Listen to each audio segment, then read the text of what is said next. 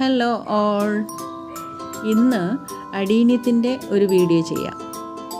നേരത്തെ തന്നെ ഞാൻ അടീനിയത്തിൻ്റെ ഒരു വീഡിയോ ചെയ്തിരുന്നു. അത് അടീനിയത്തിൻ്റെ വിത്ത് ശേഖരണം, വിത്ത് മുളപ്പിക്കൽ, ആ മുളച്ച തൈകൾ,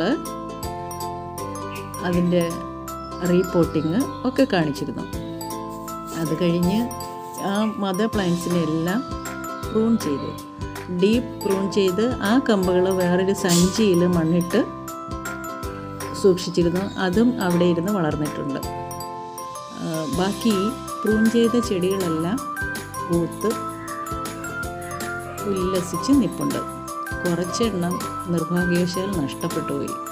ഈ ചെടികളെല്ലാം കൂടി ഞാൻ എടുത്ത് അപ്സ്റ്റെയറിൽ കൊണ്ടുവച്ചു. നിത്യേന അല്ലെങ്കിൽ ഇടയ്ക്കെങ്കിലും അതിനെ ഒന്ന് പരിചരിക്കാൻ പറ്റിയില്ല.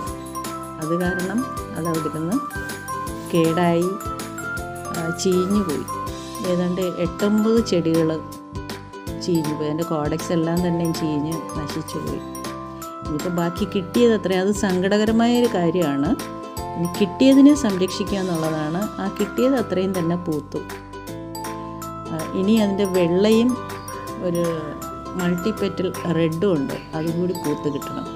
ഓക്കേ.